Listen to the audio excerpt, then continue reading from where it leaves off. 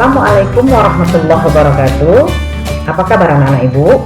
Alhamdulillah, ungkapan yang selalu kita ucapkan kehadirat Allah Subhanahu wa Ta'ala atas rahmat kesehatan yang sampai sekarang masih kita rasakan, sehingga kita hari ini masih bisa melanjutkan pembelajaran kita. Mudah-mudahan pembelajaran kita kali ini nanti dapat dengan mudah anak ibu pahami. Baik anak ibu, hari ini kita akan memasuki tema masa Orde Baru. Minggu yang lalu kita bahas tentang masa demokrasi parlementer atau demokrasi liberal. Kali ini kita akan melanjutkannya ke masa Orde Baru.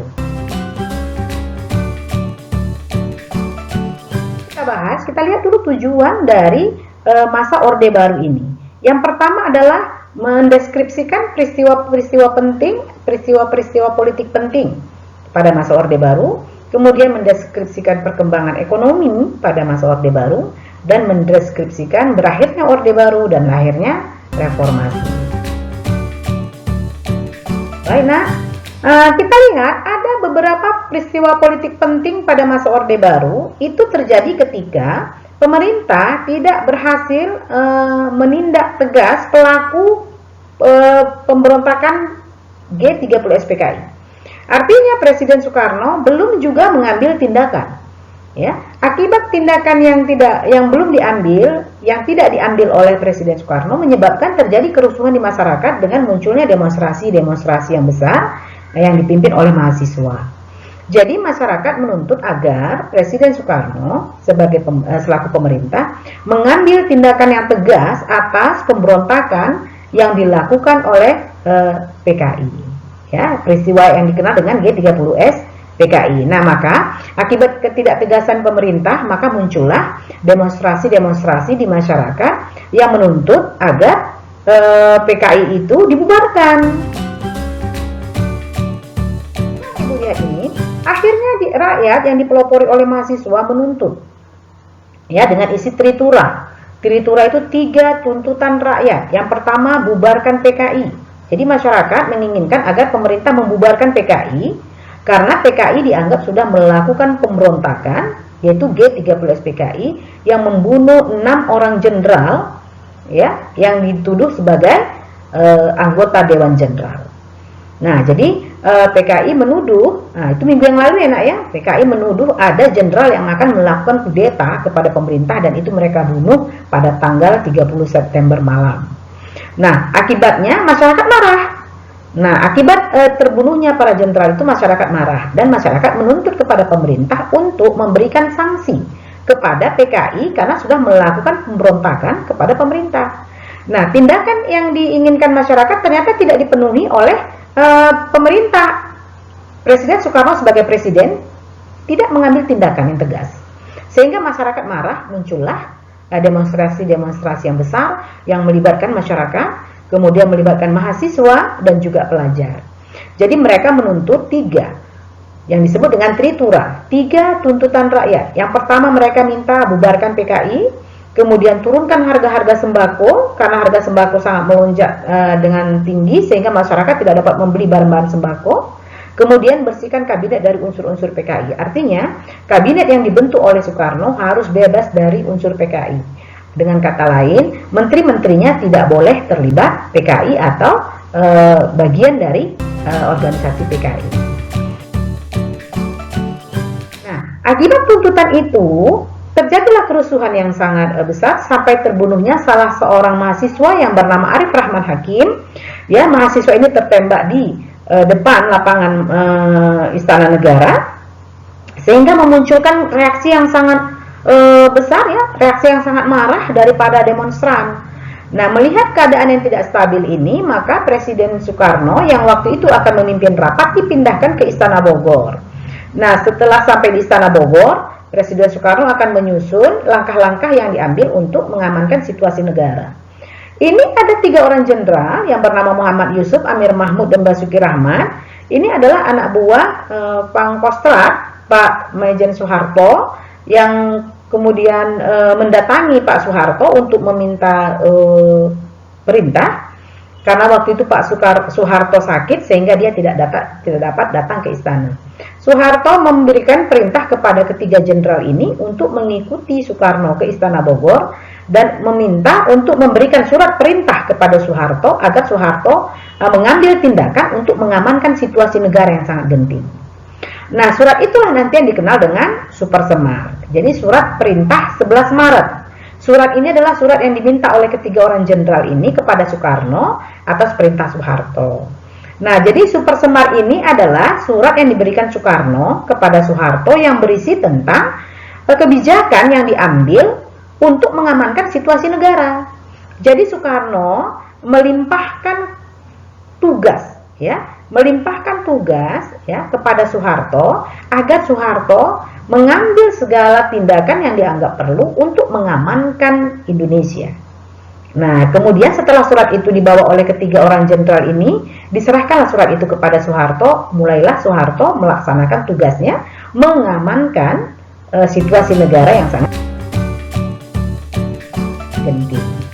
Nah, kemudian karena Soeharto terlalu besar kebijakan yang dapat dilakukannya, sehingga muncullah dualisme kepemimpinan. Ya, ada dua presidennya, ada Soekarno, ada Soeharto. Sementara Soeharto hanya dilimpahkan tugas, tetapi dia mengerjakan seluruh pekerjaan presiden. Sampai akhirnya Presiden Soeharto hanya sebagai lambang saja. Nah, anggota DPR ternyata mendukung Soeharto sebagai pejabat negara yang berstatus sebagai presiden.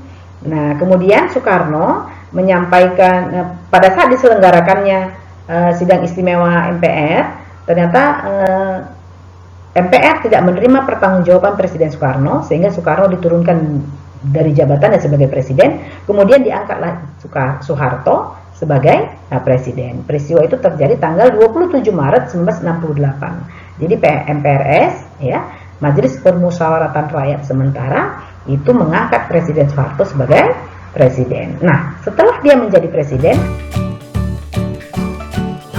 langkah yang dilakukan oleh Presiden Soeharto untuk menstabilkan dan mengamankan negara Republik Indonesia. Yang pertama yang dilakukannya adalah pemulihan politik luar negeri Indonesia yang bebas aktif. Jadi politik luar negeri kita bebas aktif, tapi pada masa demokrasi terpimpin itu lebih cenderung dekat kepada komunis. Nah, oleh Pak Soeharto itu dipulihkan. Jadi kita tidak boleh dekat kepada komunis dan tidak boleh pula dekat kepada liberal. Jadi kita itu politiknya bebas dan aktif. Artinya tidak memilih kepada salah satu blok dan aktif ikut serta dalam menjamin keamanan dunia. Kemudian kita memulihkan hubungan dengan Malaysia. Karena pada masa Pak Soekarno berkuasa, kita konflik dengan Malaysia akibat bentuk negara Malaysia, ya. Nah, jadi konflik itu kita sudahi pada masa kepemimpinan Pak Soeharto. Ini kita lihat ada Jakarta Accord, di sini adalah hubungan Indonesia dan Malaysia itu dipulihkan. Jadi kita tidak lagi bertengkar atau tidak lagi konfrontasi dengan Malaysia. Kemudian kita menjadi anggota PBB, karena pada saat Pak Soekarno kita pernah keluar dari anggota PBB akibat perseteruan kita dengan Malaysia. Nah, untuk memperbaiki itu maka setelah Pak Soeharto menjadi presiden, kita kembali menjadi anggota PBB. Kemudian ikut memperkasai terbentuknya ASEAN. Nah, kemudian selain itu, Pak Soeharto juga menyederhanakan partai politik. Karena pada masa demokrasi terpimpin, partai politik yang banyak ternyata tidak membuat kehidupan politik kita kondusif. Partai politik yang banyak ternyata itu menyebabkan terjadinya persaingan yang sangat ketat, sehingga tidak ada yang dapat dikerjakan karena para partai-partai politik itu sibuk mengurus partai-partainya saja, tidak mementingkan kepentingan rakyat. Maka pada masa Pak Soeharto disederhanakan partai politik menjadi 3 saja. Itulah dia Partai Persatuan Pembangunan, kemudian Partai Golongan Karya, kemudian Partai Demokrasi Indonesia Perjuangan. Nah, kemudian diselenggarakannya pemilu pertama itu tahun 1971, ya. Kemudian dilaksanakan P4. P4 ini adalah pedoman penghayatan pengamalan Pancasila. Jadi orde baru ini adalah orde yang ingin menyelenggarakan pelaksanaan Pancasila secara murni dan konsekuen. Artinya segala sendi-sendi kehidupan bernegara harus berlandaskan Pancasila. Tidak boleh di luar dari Pancasila. Pancasila itu adalah ketuhanan yang Maha Esa, kemanusiaan yang adil dan beradab, persatuan Indonesia, kerakyatan yang dipimpin oleh hikmah kebijaksanaan dalam permusyawaratan dan perwakilan, serta keadilan sosial bagi seluruh rakyat Indonesia. Kelima sila ini harus menjadi dasar kehidupan bangsa Indonesia. Beragama, beradab, bersatu, kemudian perwakilan rakyat dan juga keadilan sosial. Itulah yang dicanangkan oleh Presiden Soeharto. Kemudian yang terakhir ada dui fungsi ABRI. Sekarang tidak ada dui fungsi ABRI ya nak ya. Dui fungsi ABRI ini hanya berlaku pada masa Orde Baru, pada masa kepemimpinan Pak Soeharto. Apa itu dui fungsi ABRI? Dua guna adanya ABRI. Yang pertama, ABRI sebagai pertahanan negara. Yang kedua, ABRI sebagai fungsi sosial. Jadi ABRI bisa menjadi anggota DPR, bisa menjadi bupati, bisa menjadi gubernur, bisa menjadi menteri. Nah, jadi ABRI itu dua fungsinya. Dia sebagai ABRI dan dia juga sebagai fungsi sosial. Nah, tapi dui fungsi ABRI ini sekarang tidak ada lagi anak ya, sudah dihapuskan. Yang mencetuskannya itu adalah Abdul Haris Nasution, salah seorang tokoh yang selamat dalam peristiwa G30 SPKI. Kemudian itu dilaksanakan oleh Presiden Soeharto. Nah, anak ibu, ini adalah pelaksanaan pelita pembangunan 5 tahun yang sudah berjalan selama 5 kali ya. Yang ke-6 kalinya itu tidak berjalan karena terjadi peristiwa reformasi. Nah, terjadi peristiwa reformasi sehingga itu hanya sampai 5 kali saja. Nah, jadi dalam pelaksanaan pelita ini sasaran yang paling diutamakan itu adalah sandang. Sandang itu pakaian enak ya, pangan. Nah, anak ibu lihat Pak Soeharto dengan Ibu tim panen ya, panen padi. Jadi pada masa Pak Soeharto, pelita 1 sampai pelita 6 itu nak, yang diutamakan itu adalah sektor pangan, pertanian. Maka pada zaman Orde Baru kita bisa swasembada beras. Artinya kita tidak perlu membeli beras dari luar negeri karena hasil panen raya kita bisa menghidupi masyarakat. Hasil panen kita itu bisa mencukupi kebutuhan hidup masyarakat Indonesia. Ya, kemudian ada perbaikan sarana prasarana, inilah pembangunan ya nak ya. Kemudian ada perumahan rakyat, ada perluasan lapangan kerja, dan juga ada kesejahteraan rohani. Inilah sasaran yang ingin dicapai pemerintah kita secara umum, mulai dari pembangunan 5 tahun pertama sampai nanti pembangunan 5 tahun yang sekarang kita akan lihat bagaimana kehidupan masyarakat pada masa Orde Baru. Jadi kehidupan masyarakat itu, nah yang pertama katanya mewujudkan, Orde Baru itu mewujudkan stabilitas politik, ekonomi, dan keamanan. Jadi ibu ingatkan, pada masa Orde Baru, keamanan di negara kita itu dapat terpelihara dengan baik. Ya, nah ya, dari segi keamanan, Orde Baru dapat mewujudkan keamanan untuk masyarakat. Jadi sangat jarang sekali kita bersengketa dengan masyarakat internasional atau masalah perbatasan dengan negara tetangga, hampir tidak ada persengketaan. Di dalam negeri juga tingkat kejahatan itu tidak terlalu banyak seperti sekarang. Jadi memang keamanan waktu itu memang diutamakan oleh pemerintahan Orde Baru. Kemudian melaksanakan program transmigrasi, meratakan penduduk. Jadi penduduk di Pulau Jawa yang padat itu disebarkan atau diratakan ke daerah-daerah yang masih jarang penduduknya seperti Sumatera Selatan, Aceh, ya. Jadi diadakan program transmigrasi. Kemudian program keluarga berencana. Pada zaman Orde Baru, pemerintah menekankan program keluarga berencana, ya, untuk menekan angka kelahiran yang tinggi di negara kita. Indonesia termasuk memiliki angka kelahiran yang tinggi di negara kita. Nah, kemudian pemerintah Orde Baru menekan angka kelahiran dengan cara melaksanakan program keluarga berencana, memiliki anak 2 itu lebih baik.